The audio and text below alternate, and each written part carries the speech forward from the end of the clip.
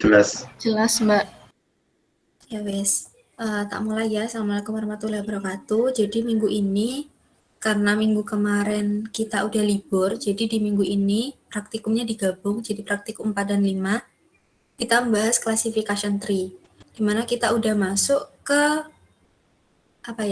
kayak contoh-contohnya tentang klasifikasi. Ya Mas Mbak? Iya, benar. Jadi ini nanti contohnya bisa kalian pakai kayak ya gambaran kalian ngerjain project lah nanti. Tapi metodenya nggak boleh dipakai lagi biasanya. Ya. Nah, mungkin aku mau jelasin secara singkat gambar ini, di mana gambar ini sebenarnya udah ada di PPT, di classification tree yang pertama. Itu aku juga lihat di PPT-nya udah ada narasinya juga, ini maksudnya gambarnya gimana, tapi mungkin aku mau jelasin juga ke kalian. Jadi di sini kita punya data, ada 10 data, di mana kita mau buat algoritma atau model yang bisa kita gunakan untuk data baru. Ini masuk kelas apa sih, kayak gitu. Kan ini yang udah kita jelasin di awal, klasifikasi atau model data mining itu kan kita punya atribut sama kelas, di mana refund, marital status, taxable income ini adalah atribut. Yang cheat ini merupakan kelas, kelasnya ada 2, no sama yes. Nah, ketika kita menambahkan data baru, diharapkan pola yang udah kita buat atau model yang udah kita buat itu bisa mengklasifikasikan data tersebut termasuk kelas yes atau kelas no, kayak gitu. Nah, tapi sebelum kita melakukan membuat pola atau membuat model yang kita gunakan nantinya, kita harus membagi dataset ini menjadi training set atau data training dan data testing. Mungkin pengertian dari training set sama test set itu juga udah ada di PPT, aku juga udah lihat. Nah, untuk kelanjutannya kita bahas di kode bawah-bawah nanti ya. Pokoknya ini training set dataset yang udah kita punya ini bakal dibagi menjadi data training dan data testing. Nah, setelah itu data training ini kan yang digunakan untuk mempelajari pola yang bisa kita gunakan untuk menguji data testing ini. Nah, ini kan ada induksi, ada proses induksi sama proses deduksi. Nah, proses induksi itu gampangnya kita mempelajari pola atau algoritma. Nah, hasilnya ini akan dicoba ke dalam test set atau dalam fungsi proses deduksi. Seperti itu. Nah, nanti kita buat classification tree-nya itu ada di proses yang sebelah sini. Gitu. Mungkin dari penjelasan singkat ini, ada mas-mas mbak-mbak yang mau nambahin atau teman-teman yang mau menambahkan? Jadi itu mudahnya gini. Kalian itu nanti kan punya dataset semisal jumlahnya tuh 10. Nah, dari 10 itu akan dipecah menjadi semisal nanti itu bisa kalian atur presentasenya, mecahnya itu mau berapa. Misalkan dari 10 itu kita buat data testingnya 30%, berarti nanti yang 7 itu akan masuk ke data train dan yang 3 itu akan masuk ke data test. Nah, data test ini nanti dia itu akan dihilangkan kelasnya gitu loh. Jadi dia itu nanti yang dipelajari sama algoritmanya. Jadi kan algoritmanya belajar dari data training, kemudian nanti akan di-apply ke data testingnya itu gitu. Jadi itu nanti akan ketemu polanya seperti apa. Jadi kalau kalian nambahin data baru, itu bisa ke-track polanya seperti apa, kayak gitu. Jadi kita mempelajari polanya itu dari training setnya yang nanti dari model yang udah kita buat diuji di data testing seperti itu. Nah, mungkin kalau teman-teman mungkin pengen ada narasinya itu coba buka di PPT, ada kok kayak yang mana ya? Ini kayak tahapan klasifikasi. Gitu. Ada yang tanyakan apa enggak? Kalau enggak kita langsung ke kodenya. Enggak ya? Ya, karena cukup jelas kayak Ya wis, kita lanjut ke kode 1 classification tree. Nah, di sini kita pakai library sklearn. Nah, library ini apa sih? Library itu library berbasis Python untuk membangun model pembelajaran mesin. Kayak data mining ini, kita buat model data mining ini bisa pakai library sklearn ini. Kayak gitu. Nah, sklearn ini banyak pilihan kayak menyediakan banyak pilihan algoritma kayak klasifikasi, clustering dan lain-lain kayak gitu. Nah, di dalam library sklearn ini ada fungsi kayak train test split, confusion matrix, terus fungsi decision tree classifier, accuracy score kayak gitu. Nanti kita akan pelajari di kode bawah-bawah gitu. Mungkin itu penjelasan singkat dari dari library yang akan kita sering pakai habis ini. Nah, terus aku juga mau nambahin buat classification tree ini sedikit informasi, ini salah satu algoritma yang dipakai dalam masalah klasifikasi kayak gitu. Aku lanjut ke kodenya ya.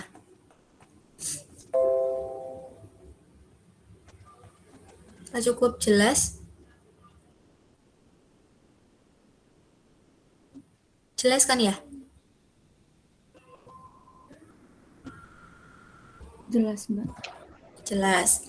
Ya wes, kita langsung lanjut ke kode berikutnya, yaitu yang di bawah itu ada setelah kita mendefinisikan library yang akan kita gunakan dan fungsi-fungsinya yang seperti biasa kita lakukan. Itu ada kode iris underscore data sama dengan load iris. Nah, jadi di modul kali ini kita nggak menggunakan file dari kayak biasanya kan kita pakai CSV ya. Nah, sekarang kita pakai data yang disediakan oleh sklearn itu tadi, library yang berbasis Python. Jadi dia menyediakan data-data yang bisa kita gunakan untuk belajar tentang pemodelan data atau data mining kayak gini. Nah, kita pakai iris gini. Nah, caranya sama, kita bikin variabel baru dulu, habis itu kita load datanya. Seperti itu. Nah, di tugas di modul kali ini, kayaknya juga kita pakai data dari sklearn ini ya Mas Mbak, nggak pakai data dari CSV, iya nggak? Kalau tak lihat sih gitu, tapi mungkin salah. Kenapa? Gimana Mbak Siva? Ini tugas yang dari modul ini nggak nyediain CSV, jadi kita pakai data dari ini sklearn Python. Iya, bisa langsung pakai Python, bisa juga kalian download iris, bukan iris ya, nanti tugasnya ada banyak pokoknya, ada beberapa dataset itu bisa di-download. Sebentar, nanti dia aku spill webnya untuk downloadnya. Ya wes. Pokoknya yang tak inget dulu kayak aku pakai masih nggak pakai CSV, soalnya bisa kayak gini. Nah, terus di kode berikutnya iris sama dengan PD data frame seperti biasa, apa yang sudah di-load dimasukkan ke dalam data frame. Nah, kemudian ada beberapa print nih yang mungkin baru kita pelajari. Yang pertama ada features name. Nah, ini aku udah run. Kalau di run features name ini untuk print nama kolom-kolom yang ada di data ini, data irisnya, yaitu ada sepal length, sepal width, petal length, dan petal width. Ada 4 kolom. Nah, kemudian ada print dataset shape. Apa sih dataset shape ini? Kita pakai fungsi shape. Ini buat ngeprint ukuran dari data, maksudnya kayak ada berapa kolom atau ada berapa baris kayak gitu. Setelah kita print, hasilnya ada 150 baris dan ada 4 kolom. Kayak gitu. Nah, terus yang kemudian ini yang sering kita gunakan, iris.head. Ini memanggilkan 5 data paling atas. Mungkin kalau bagian ini gampang dipahami ya, karena juga cuma ngeprint dan mengimplementasikan fungsi yang emang apa ya patokannya ini kalau mau ngeprint nama kolomnya pakai features name, kalau mau tahu baris atau kolomnya pakai shape kayak gitu. Terus aku lanjut ke berikutnya ada kode X sama dengan iris.values titik 2 0 ini pakai slicing seperti biasa. Ini maksudnya kita ambil semua data kemudian mulai dari indeks 0 sampai dengan kurang dari 4. Nah, ini maksudnya dari kode ini adalah kita harus memisahkan antara atribut dan kelas pada dataset. Kenapa? Karena dalam pembuatan model atau algoritma yang akan kita buat untuk data yang baru atau data yang akan kita uji, kita perlu untuk memisahkan antara atribut sama kelasnya. Kayak gitu. Jadi kita memisahkan yang X ini untuk atribut dan Y untuk target atau kelasnya. Kayak gitu. Mungkin Mas Andrian mau nambahin tentang yang ini dulu? Atau udah cukup penjelasannya? Udah cukup sih Mbak. Jadi intinya itu kalau yang X itu untuk menampung values dari semisal kalau kalian tahu yang kayak atributnya deh, yang kayak sepal length, sepal width, petal length, petal width kayak gitu. Terus kalau yang Y itu nanti buat nampung kelasnya, dia masuk ke Virginicast, Tosa atau Versicolor kayak gitu. Nah, setelah kita memisahkan antara atribut dan kelasnya yang ada di dataset, kita perlu untuk melakukan train split, gitu, train test split. Ini gunanya untuk apa ya bahasa Indonesianya split kayak kan kita kan maunya membagi ininya membagi. dari data di datasetnya. Nah, kita pakai fungsi train test split. Nah, fungsi train test split ini parameternya ini X yang udah kita definisikan di awal yaitu atribut, kelas, sama test size. Ini. Nah, sama random state. Mungkin aku mau jelasin yang test size-nya dulu. Ini test size-nya ini mungkin udah disinggung sama Mas Andrian yang tadi, dan kita mau membagi berapa sih antara data training dan data testing, kayak gitu. Nah, ini misal test size-nya 0,3, berarti kita data testingnya itu 0,3 dari semua data yang kita punya. Nah, kita kan data iris itu kan ada 150 data kayaknya kalau nggak salah. Nah, data testing yang akan kita gunakan, akan kita uji itu, kita cuma ambil 0,3-nya gitu, 30%-nya dari semua data yang ada di dataset, kayak gitu. Nah, untuk fungsi random state ini, kalau nggak salah, random state ini digunakan untuk melabeli proses randomnya itu atau shufflingnya, pengacakannya. Jadi kayak misal random state-nya itu 100. Ini bukan berarti kayak apa ya, random state ini digunakan untuk melabeli pengacakannya gitu, kalau yang aku tahu. Jadi kalau misal nggak dipakai random state, ini pengacakannya itu ketika di-run balik, di-run lagi, ini hasilnya akan berbeda. Kayak gitu. Iya, bener sih Mbak. Jadi yang random state itu cuman untuk pelabelan sih sebenarnya. Jadi kalian mau isi 100, mau isi 1000 itu sebenarnya kayak cuman dia tuh buat label gitu. Karena nanti kalau misalkan nggak kalian kasih random state, itu ketika di run dia hasilnya bakalan beda-beda terus. Terus kalau semisal kalian buat semisal nih ya, kalian punya dataset yang sama, tapi random state-nya kalian buat beda gitu loh. Maksudnya kalian run 2 kali gitu. Antara yang random state 100 sama yang random state 80. Itu hasilnya pasti beda nanti gitu. Mungkin ini aku ada contoh ya, kalau kita pakai random state 50, terus sama data berikutnya 50, ini hasilnya sama. 5,1, 3,5, 1,4, dan 0,3. Ini hasilnya bakal sama. Kayak ini, 5,1, 3,5, 1,4, dan 0,3. Nah, aku juga punya lagi yang random state-nya beda.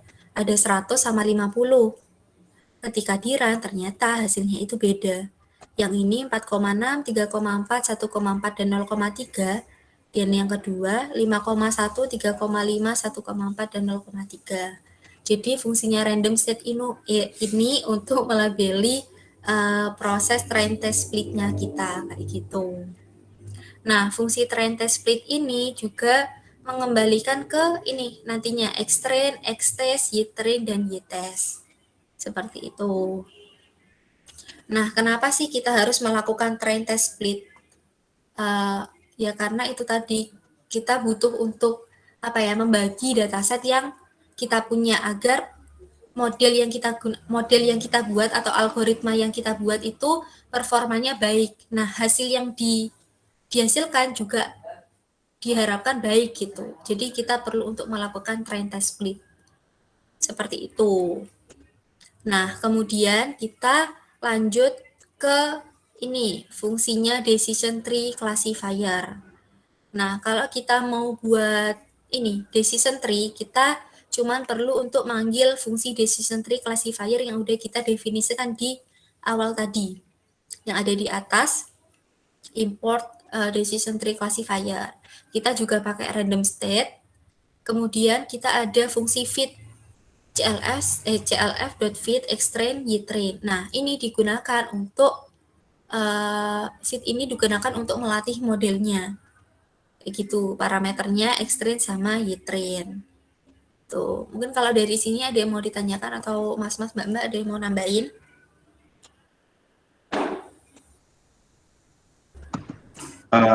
Izin ralat sih Mbak. Kalau setauku fit itu fungsinya buat ngisi extend sama ytrain-nya, ngisi variabel extend sama ytrain-nya. Oh, Itu buat sih. ngisi. Kalau aku lihat dari mana ya, aku lupa. Ya sih, waktu praktikum dulu aku juga taunya buat ngisi. Cuman waktu aku baca-baca itu bisa digunakan untuk melatih modelnya ini. Nah, parameternya ini ya ini. Apa sama maknanya ya? Cuman beda bahasa. Iya, cuman beda bahasa sih kayaknya. Iya, seperti itu. Nah, train test split ini kayak sebelum kita melakukan train test split, waktu kita memanggil fungsi train test split ini, fungsi ini juga melakukan pengacakan atau shuffling terhadap dataset yang kita punya. Jadi nanti ketika membagi data training dan data testing itu kalau nggak ada kayak proses shuffling itu nanti kelas 1, kelas 2, kelas 3, dan kelas 4 itu akan ada di data training. Nah, yang jadi data testing akan ada di kelas 5. Kan ada misal kita punya 5 kelas. 5 kelas. Kalau kita nggak ada fungsi shuffling itu nanti yang jadi data training itu ada di kelas 1 sampai 4. Dan yang menjadi data testing itu yang kelas 5. Nah, dari informasi yang aku tahu kayak gitu. Jadi train test split ini juga ada fungsi shuffling buat mengacak dataset itu biar data training dan data testingnya itu merata. Jadi di data training juga ada kelas 1 sampai kelas 5. Yang di data testing juga ada kelas 1 sampai kelas 5. Jadi pelatihan modelnya itu lebih baik gitu performanya nantinya.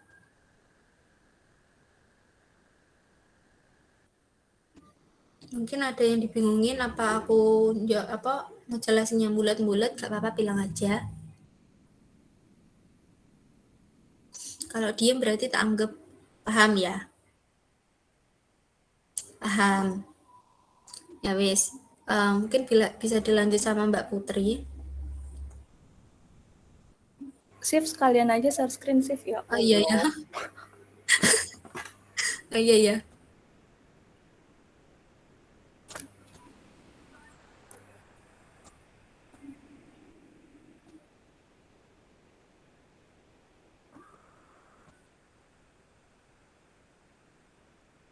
Oke, yang selanjutnya yaitu ada codingan gitu.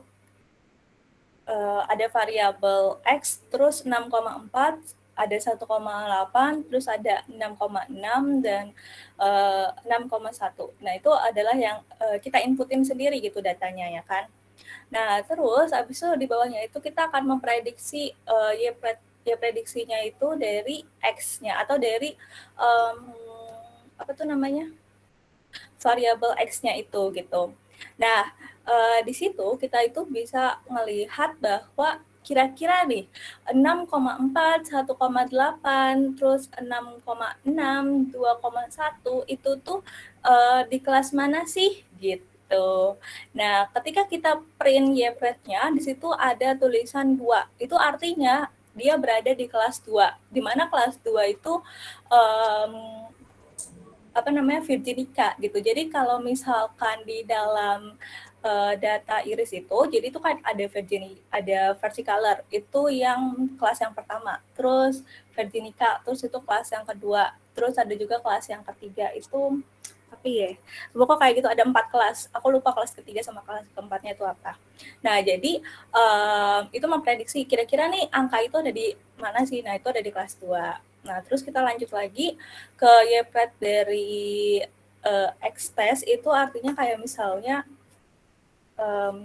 kita itu melakukan testing dari si Virginica itu. Jadi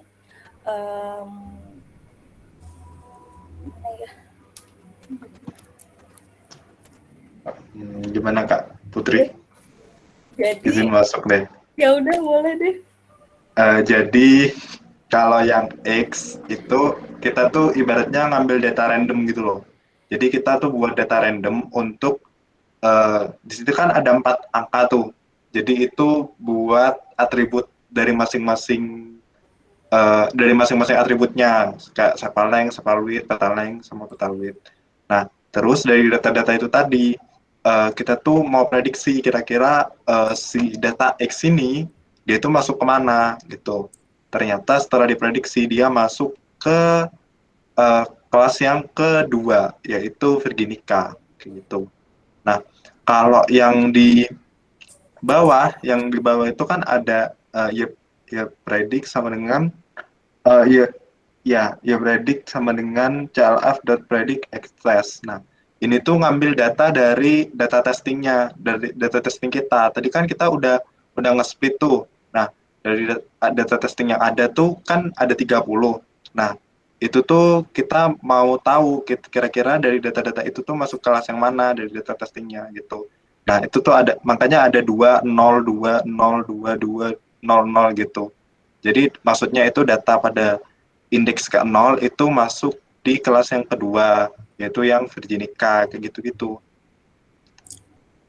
Jadi itu hasil prediksinya gitu loh intinya. Kalau yang di bawah itu. Tuh. Mungkin Kak Putri bisa dilanjut. Oke, terima kasih Kak Andrian. Ya. Oke, kita lanjut ya. Nah, terus habis itu ada tree. Itu artinya kayak fungsi plot tree. Itu kita akan membuat sebuah grafik pohon gitu kan ya. Nah, di situ pas kita print itu udah ada tuh pohonnya gitu. Tapi kalau misalkan yang di atas ini itu kayak kita ngebacanya aja gitu. Mungkin kalau misalkan yang teks berapa koma-koma itu bacanya agak susah gitu ya. Ini maksudnya bacanya gimana gitu. Makanya ada si pohon ini mungkin bacanya lebih baik lagi. Maksudnya lebih mudah untuk dipahamin dalam rangka untuk membacanya. Nah, selain untuk kita memprintkan dari kayak berbentuk pohon gitu, yaitu fungsi plot apa namanya tuh yang tadi yang tree plot tadi.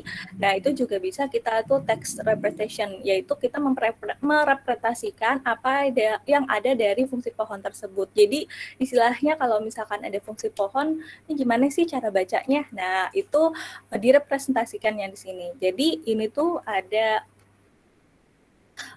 misalkan fitur kedua di mana dia itu kurang dari 2,4. Nah, kalau misalkan dia benar gitu ya, maka dia itu akan menjadi kelas yang ke-0. Tapi kalau misalkan dia salah, nah kita coba masuk lagi ke bawah dari fitur yang kedua itu apakah dia itu lebih besar dari 2,4. Nah, kalau misalkan iya, coba kita lihat apakah dia itu kalau misalkan fitur yang ketiga lebih kecil nggak nih dari 1,6 gitu dan seterusnya. Jadi untuk menggambarkannya seperti itu. Mungkin dari Kantrian atau Kak Syifa ada tambahan? Ya, ini mungkin gampangnya kalau kita ngoding di Python itu kayak if-ifan kayak gitu. Kalau nggak masuk ke ini, masuk kemana kayak gitu. Jadi ada cabang-cabangnya. Gitu sih kalau dari aku gampangnya. Iya, Mungkin jadi kan kalau decision tree itu ada beberapa kondisi ya. Jadi semisal pertama itu dicek kondisi A sama B, kira-kira dia masuk ke yang mana. Nanti habis itu ya kondisi berikutnya kayak gitu-gitu. Jadi untuk membacanya itu sebenarnya lebih mudah yang teks sih kalau aku. Jadi lebih kelihatan. Ya, so kalau di pohon kan takutnya juga kekecilan kan. Jadi Iya, tulisannya kecil soalnya. jadi sebenarnya untuk hasilnya itu sama aja gitu, tapi tergantung. Misalnya soalnya mintanya si apa namanya grafik pohonnya, ya udah kalian bikinlah yang grafik pohon gitu. Tapi kalau misalkan emang nggak dimintain, mungkin nggak apa-apa. Text representation-nya itu yang bisa kalian lihat gitu untuk membaca. Jadi lebih mudah. Oke. Oke. Terus sekarang bahas yang apa? Bahas yang modul dah. Kayaknya modul-modulnya itu banyaknya ngulang ini deh, ngulang penjelasan deh.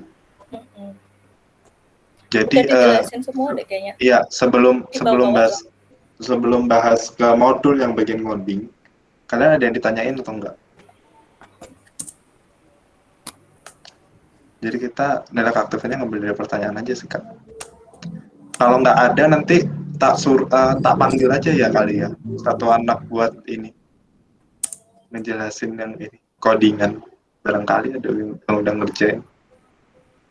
Boleh nggak apa-apa, silahkan kak. Ayo, ada yang mau tanya?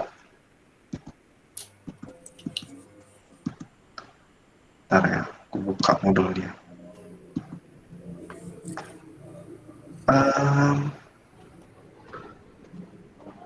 Di nomor 14-15 itu kan sebenarnya udah termasuk sama yang kita jelasin tadi sih sebenarnya. Jadi iris testing yang disuruh load di draft itu sebenarnya isinya sama kayak yang ini, kayak hasil dari splitan dari Python-nya itu. Gitu. Terus yang nomor 15 kan yang loading itu berdasarkan gambar tree yang dihasilkan, prediksilah kelas tiap data di iris testing. Nah, kalau untuk hasil prediksinya itu kayak yang tadi dipresentasiin sama Kak Putri deh, yang 2, 1, 0 kayak gitu-gitu. Mungkin ada yang bisa mau nampilin untuk perbandingannya. Kan tadi Kak Putri belum nampilin ininya, perbandingannya. Jadi cuman prediksinya aja yang dari Kak Putri. Ada yang udah nyoba? Yang udah nyoba silakan. Ini juga termasuk nilai keaktifan buat kalian.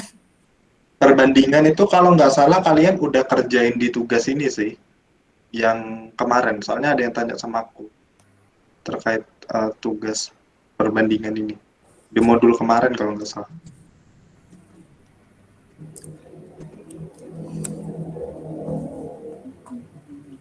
Gimana?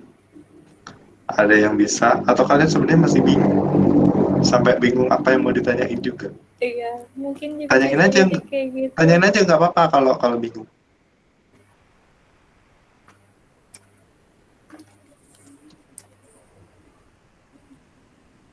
Beneran nih nggak ada pertanyaan seputar modulnya kan? Kalian ada yang mau ditanyain nggak apa-apa, yang teori kalau mau ditanyain. Tapi aku nggak bakalan nunjuk per nomor sih, karena ini cuma ngulang soalnya.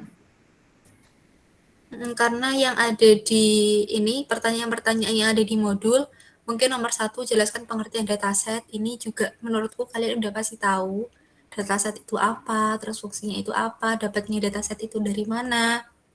Pasti kalian juga udah tahu. Terus tahap pembuatan dataset juga udah ada di Modul yang PPTM. awal nggak sih? Modul awal juga ada PPTM. tugas kayaknya. Di TM data, termasuk data pre-processing, itu kayak gitu. Terus jelaskan perbedaan data training dan data testing. Ini udah juga kita bahas. Data training itu fungsinya buat apa, kenapa harus dibagi, itu juga udah kita jelasin. Gitu. Mungkin ini deh karena nggak ada yang mau jawab nih ya. Yang gambar itu ada yang bisa jelasin ulang nggak di modul yang tadi Kak Siva jelasin di awal dan juga sudah aku jelasin. Silahkan. Silakan, mungkin punya tambahan informasi dari TM, dari dosen, silakan ditambahin. Ada nggak?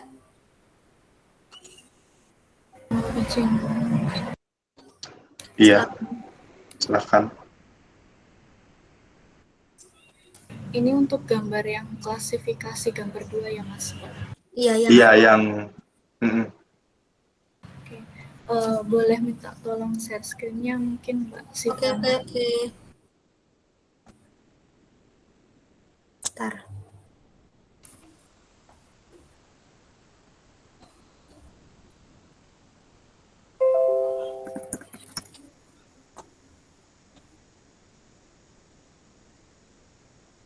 Iya, jadi untuk gambar 2 yang kita lihat ini adalah tahapan klasifikasi, di mana yang pertama kita harus mencari training setnya dulu dengan cara apa. Nah, di situ kan ada dataset, di mana dataset ini kita split dulu atau kita pecah dulu menjadi 2 bagian, yaitu bagian pertama adalah training set, yang kedua adalah testing set. Nah, dari training set ini kita eh, dipelajari atau training set ini dipelajari oleh yang namanya learning algoritma. Nah, kemudian setelah dipelajari oleh learning algoritma, terbentuklah suatu pola atau suatu model yang nantinya akan diuji coba untuk mengetahui kualitas model yang sudah dibuat. Jadi untuk mengetahui akurasinya Mbak seperti itu. Jadi ini kan dari ada training set, ada test set. Kemudian training set itu diambil, kemudian dipelajari dengan menggunakan algoritma learning atau learning algoritma. Kemudian setelah dipelajari, keluarlah atau terbentuklah model atau pola. Nah, dari model yang sudah terbentuk itu, kita uji coba untuk membandingkan atau untuk mengetahui kualitas model yang sudah ditemukan tadi. Seperti itu, Mbak.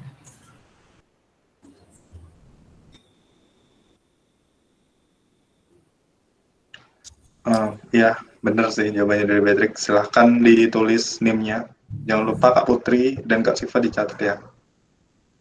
Iya, siap. Oke.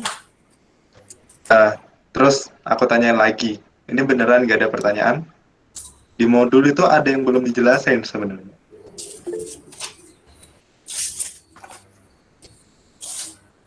Ada pertanyaan atau enggak? Kalau nggak ada, aku tunjuk. Suruh jelasin. Aduh.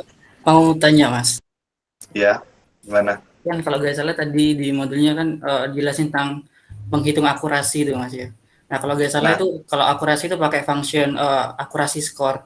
Nah mungkin untuk ya, benar. dijelasin argumen yang dipakai itu apa aja ya Mas untuk menghitung akurasinya. Terima kasih. Oke. Silakan Mas Adi. Ya, sebentar. Nah itu benar sih. Itu salah satu yang belum dijelasin. Ada dua sebenarnya. Jadi sebelum aku jelasin yang itu, ada lagi nggak yang mau ditanyain? Atau ada yang mau menjawab mungkin pertanyaan dari temennya? Nggak apa-apa, Yang nanti dua-duanya sama dapat nilai. Silahkan. confusion Diem dulu. matrix itu kan Mas. Ya, dari spill duluan. Ada yang mau jawab nggak? Kira-kira. Ada yang udah bisa? Belum ada ya? Jelasin nih Mas. Oke. Leandri Eko bisa ditulis ininya ya, NIM-nya.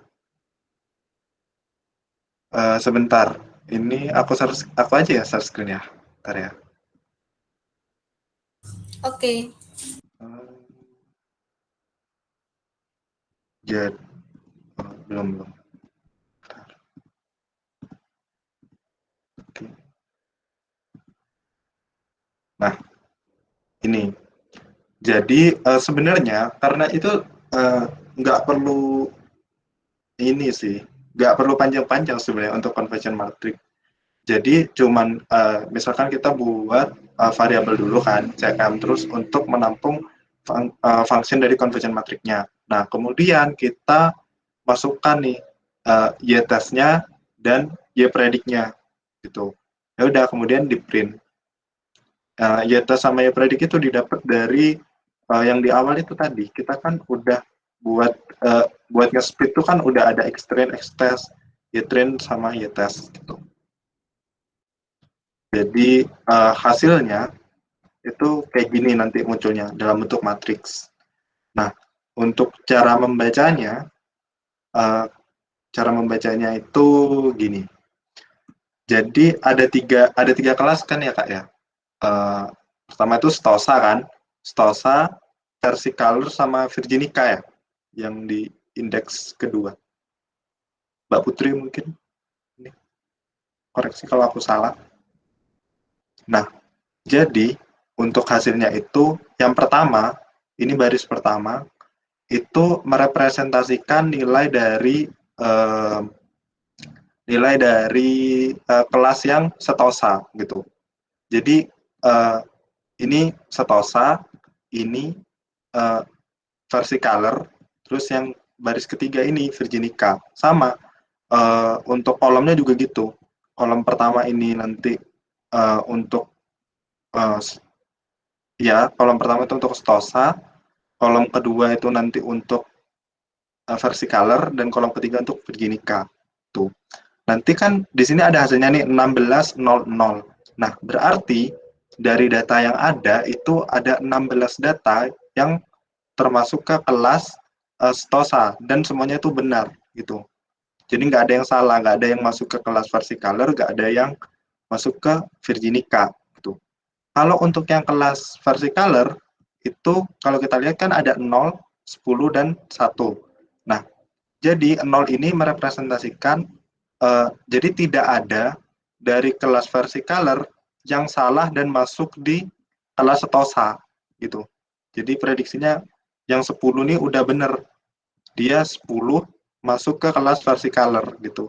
Dan ini ada nilai 1, berarti 1 ini seharusnya dia masuk ke versicolor, tapi dari hasil prediksinya dia malah masuk ke Virginica begitu. Nah, untuk yang Virginica juga gitu. Kita lihat di sini kan ada 17 nih. Berarti yang 17 data ini benar udah masuk di Virginica, tapi ada satu data yang salah, dia malah masuk ke versicolor. Kayak gitu cara baca dari confusion matrix. Kemudian untuk akurasi, sebenarnya sama. Kita cuma tinggal manggil Y-test sama Y-predict-nya doang, terus udah di print. Nah, akurasinya itu adalah 0,95. Ya, dia nggak bisa 100 karena tadi berdasarkan matriksnya ini ada 2 data yang ini. Ada 2 data yang salah dia pengklasifikasiannya. Jadi kurang lebih kayak gitu sih untuk jawabannya. Gimana? Udah jelas? Atau masih ada yang mau ditanyakan lagi?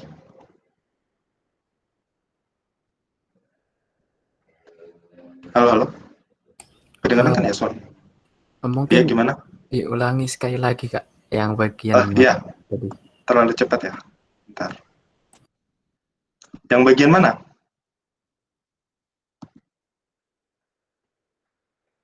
Udah kelihatan ya? Udah nampak kan? Yang bagian mana yang bingung? Tadi yang tanya. Dari matriksnya ini atau kalau akurasi udah jelas ya akurasi ya.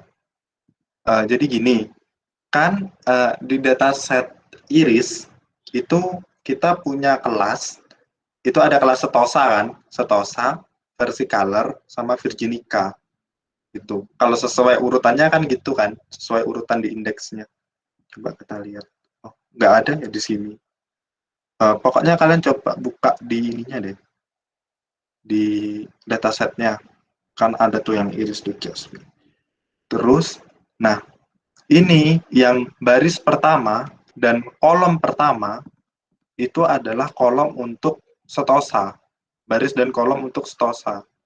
Gitu.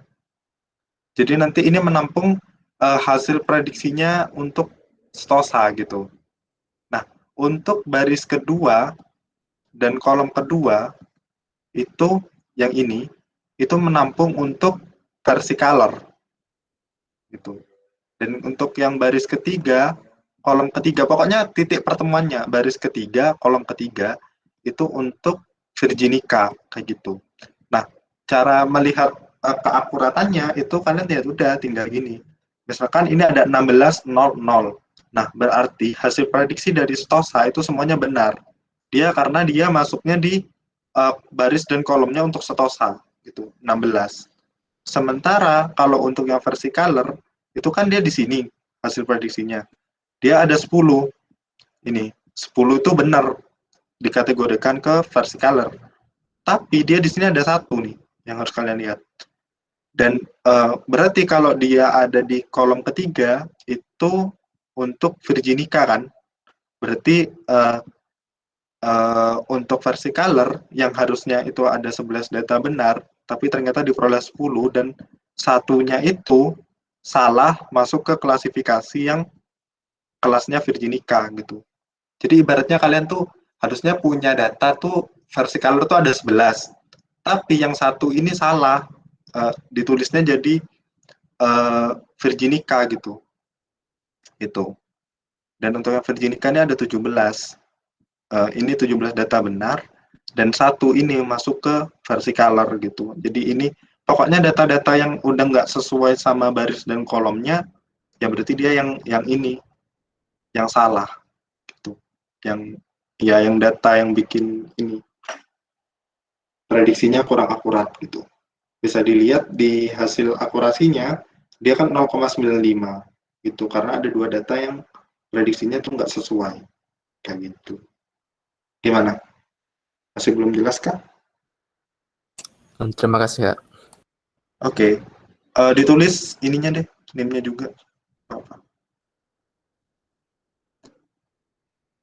Oke, ini nggak ada yang ditanya lagi? Atau ada yang mau ditanya lagi?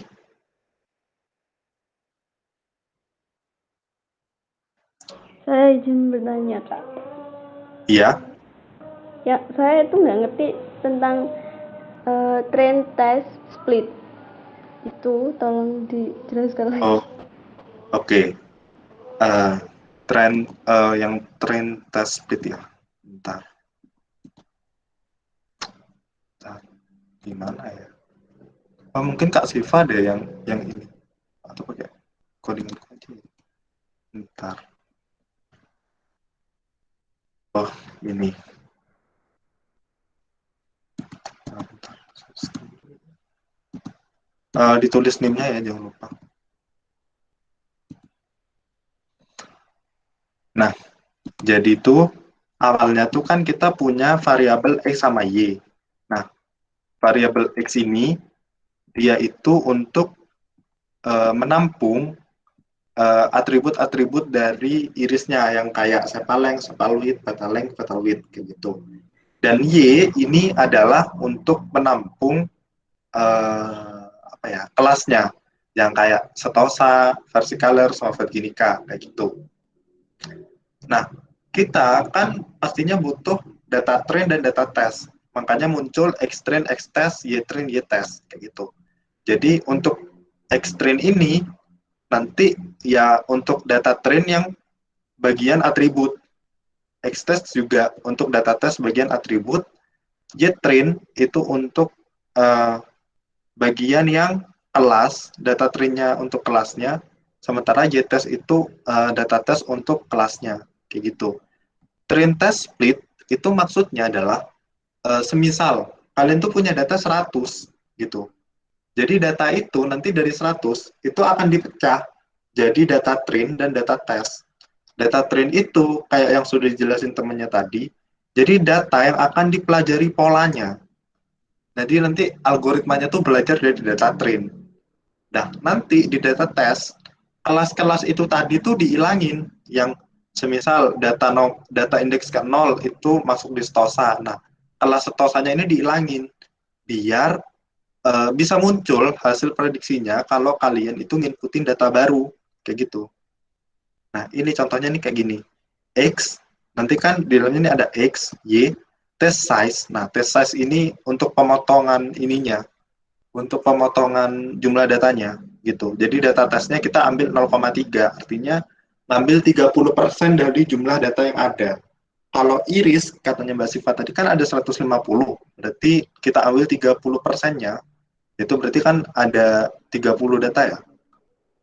30 data untuk data testnya. Tuh. terus ada random state. Nah, random state ini untuk pelabelan pelacakannya kayak yang udah dijelasin Kak Siva. Jadi nanti biar kalau di run itu datanya nggak berubah-ubah terus gitu. Jadi biar konstan gitu loh hasilnya nanti. Gitu. Gimana? Masih ada yang kurang jelas? Atau masih belum paham nggak apa-apa. Kalau belum paham bilang aja. Nggak pahamnya di mana. Jadi 0,3 itu mengambil beberapa data gitu. Iya, dalam bentuk persenan kan harusnya berapa persen gitu. Cuman kalau di sini tuh langsung dipakai desimalnya. Untuk random 0,3. state tadi bagaimana, Kak? Untuk random state itu sebenarnya angkanya bebas gitu. Jadi nggak perlu kalian terlalu pikirin. Yang penting kalian itu harus pakai random state biar nanti data kalian itu pas di run lagi itu nggak beda gitu loh. Kan ini kan butuh beberapa tahap kan. Jadi kalau misalkan nggak ada random state, setiap kalian nge-run itu susunan datanya itu bakalan berubah. Mungkin Kak Siva mau nambahin yang jelas random state. Kalau random state itu kayaknya udah aku jelasin secara lengkap tadi gimana fungsinya random state. Kalau misal apa ya, angkanya beda, random state-nya beda antara satu data ke data yang lain yang udah aku tunjukin tadi, itu hasilnya itu bakal beda gitu.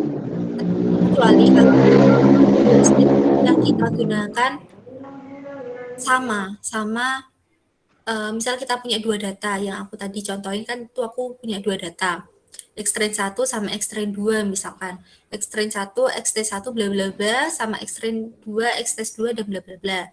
Nah, itu ketika random state-nya sama, itu hasilnya sama gitu. Bakalan sama, posisinya nggak pindah-pindah.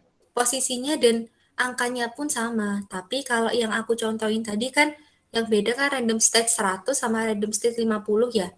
Itu hasilnya bakal beda antara Xtrain 1, Xtest 1 bla bla bla kan. Aduh, apa aku share screen lagi ya? Iya sih, boleh. Sebentar aku stop dulu. Oke. Ini buat teman-teman juga yang mungkin tadi keluputan waktu aku jelasin. Tak ulangin. Tadi yang test split, train test split kan udah jelasin sama Mas Andrian. Ini aku sekarang jelasin yang random state. Nah ini mungkin butuh contoh lengkapnya ya. Ini misal kita punya, Xtrain 2, Xtest 2, dan Xtrain 3, Xtest 3, bla bla bla. Kita pakai random state yang sama, meskipun nggak 100, kita pakai 50.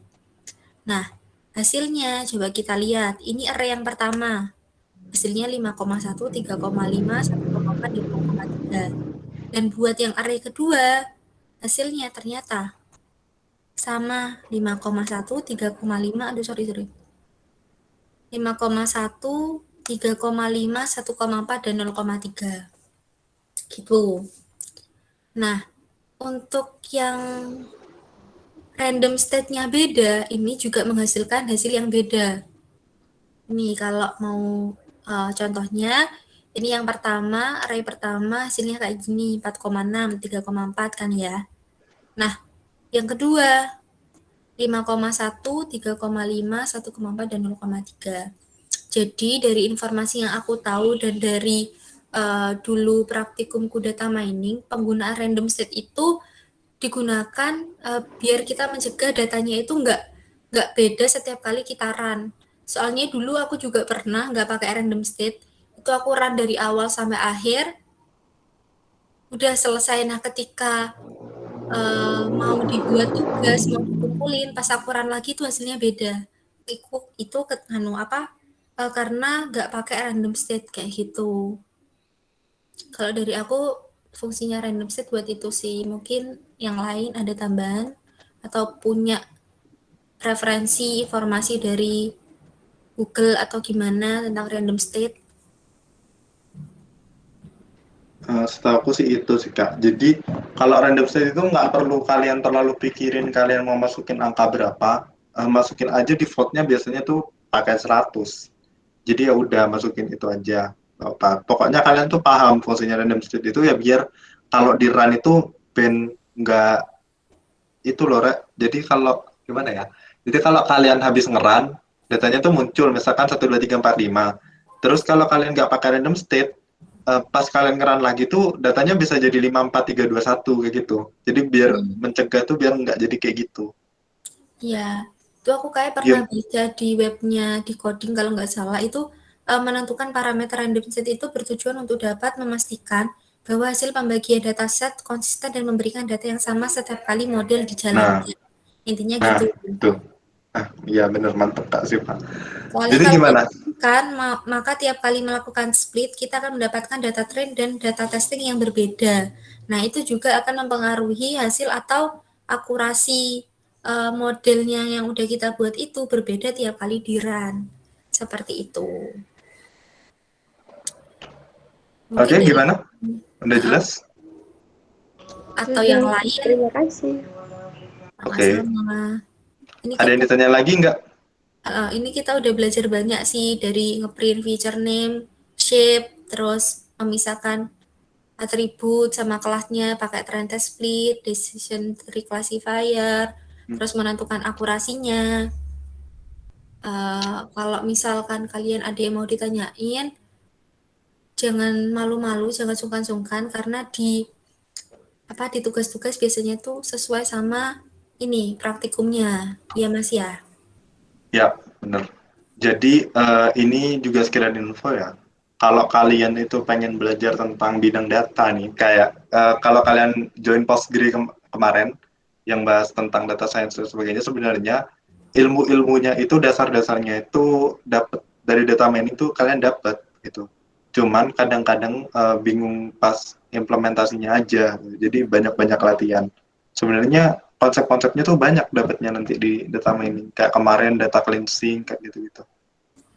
Iya benar-benar. Kalau pengalamanku juga gitu sih. Aku misal ikut kayak pelatihan di beberapa platform gitu tentang pembelajaran data, data analis itu dasar-dasarnya itu dari sini, dari data mining yang udah aku tempuh di semester 4 kemarin. Jadi kayak oh iya sempet tahu kayak gini, sempet tahu kayak gitu. Mungkin kalau Iya. kalian minat jangan lupa diniatin di data mining karena ini dasar-dasar buat kalian. Gitu. Ada yang ditanyain lagi nggak? Cukup. Mau Kalau tanya cukup Mas. bilang Iya, Riandri. Ya, gimana? Itu kan tadi sempat apa ya dikasih tahu kalau misal kalau gaji random itu kan mengurangi performa untuk modelnya Mas. Nah, untuk setahu saya itu kan di split train test itu defaultnya dari randomnya itu kan true, ada parameter shuffle itu true. Nah, terus saya coba itu ganti false, matiin randomnya, lalu saat dites modelnya itu akurasinya memang turun. Nah, itu kenapa ya, maksudnya hubungan random sama nggak random kok bisa turun gitu Mas? Gitu ya. Gimana Kak yang lain dulu deh, Kak Siva sama Kak Putri. sih, aku juga mikir, kenapa ya?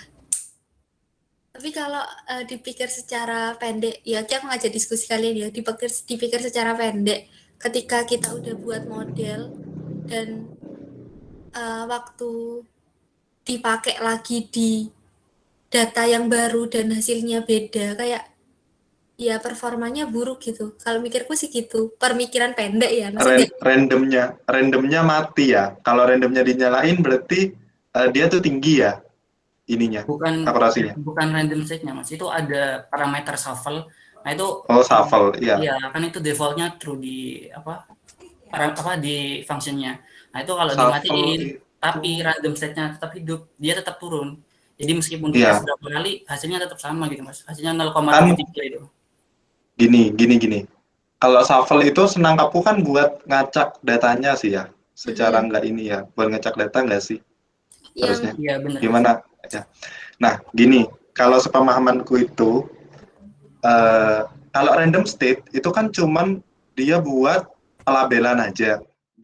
Maksudnya biar waktu kita ngeran itu datanya itu biar tetap apa ya, alurnya itu biar tetap sama gitu.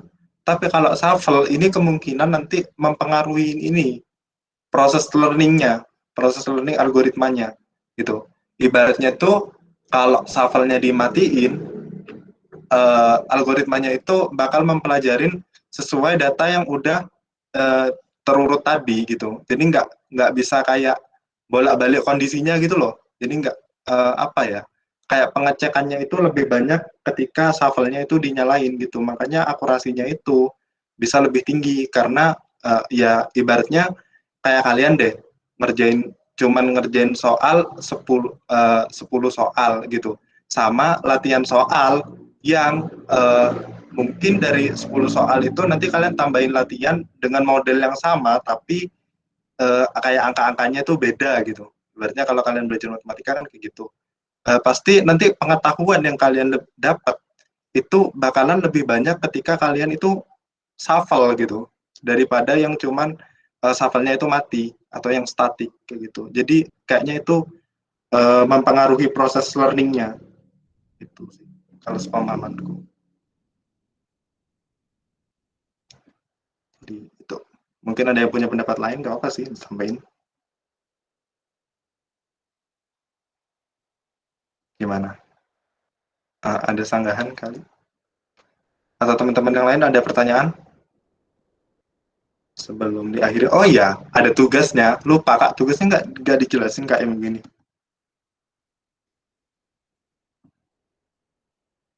Halo, Kak Siva, Kak Halo, Putri. Iya. tugasnya itu Tuh, iya. ulangilah tahapan klasifikasi menggunakan dataset wine, PIMA Indian diabetes, breast cancer. Hitunglah akurasinya berdasarkan Fusion Matrix dengan persentase data testing 20%, 30%, dan 40%. Jadi setiap dataset itu kalian buat test size-nya itu beda-beda sama berarti 20%, 30% sama 40% kayak gitu. Kayaknya cukup simpel sih tugasnya. Iya, iya simpel ya. Mungkin nanti kalau ada yang mau ditanyain bisa langsung tanya di grup deh. Untuk datasetnya bisa langsung pakai ininya ya, pakai codingannya aja, biar kalian nggak repot juga download. Tinggal ngubah kan ya Kak Siva, kalau misalkan ini. Kebetulan aku kayaknya pakai dataset sih dulu pas itu. Kayaknya aku gak, pokoknya ngambil dari ngelot juga sih aku. Coba nanti tak lihat deh. Iya, Gak pakai CSV-an kan soalnya. iya. Kalau aku kayaknya pakai Jasri, nggak tahu sih. Nanti dicek ya. lagi deh. Mungkin kalau Mas Adrian pakai CSV boleh kirim ke teman-teman. Iya, nanti deh, tak lihat lagi. Nah, jadi gimana? Udah nggak ada yang ditanyain kan ya ini? Kayaknya udah nggak ada yang ditanyain nih Kak. Mau spill ada surprise nggak dari kita? Gimana Kak Putri? Silakan, Mbak Putri. Iya, ini teman-teman boleh diisi ya untuk absensinya. Iya. Jadi Nggak usah disebar. Jadi silahkan yang di dalam room ini silahkan ngisi absensinya. Nggak usah kasih tahu temennya. Kasih tahunya nanti. Karena 5 menit. Kita kasih waktu 5 menit. Jadi 15.15 form absennya akan ditutup. Silahkan diisi. Jadi form absennya nggak lama-lama. Udah kali kan Rian langsung ditutup aja. Oke. Tungguin. Enggak, tungguin aja sampai 15.15. Oh gitu. Oke deh. Aku tungguin sampai 15.15. Jadi yang punya link nggak usah disebar. Atau nggak usah nyuruh temennya yang nggak masuk hari ini terus disuruh join room. Jadi silahkan diisi. Jadi ini karena dari kelas itu harusnya ada 75 orang dari kelas A sama kelas B. Tapi yang join ini tadi sempat 60, tapi di tengah-tengah itu udah ada yang live. Ya, dan sebenarnya absensi ini bisa kita kirim random ya, nggak melulu di akhir gitu ya. Iya, benar sekali.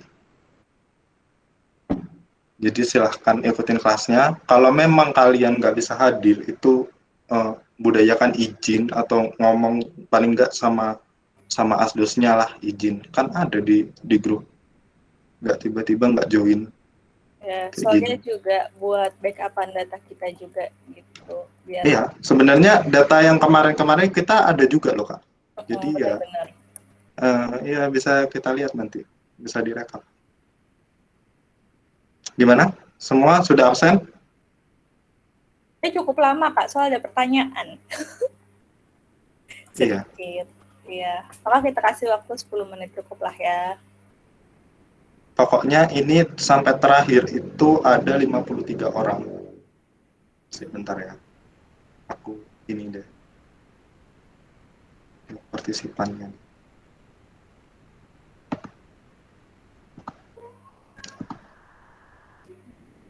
Sampai 15 misalnya.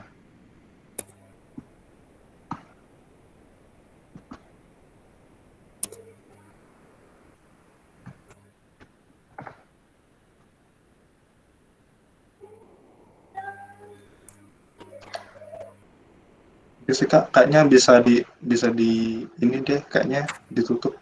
Terus Iya. siapa yang buka? Tadi Siva yang buka. Ya. Aku ingetin lagi ya, kalau misalkan absensinya bakalan berakhir di 3.15. Gitu.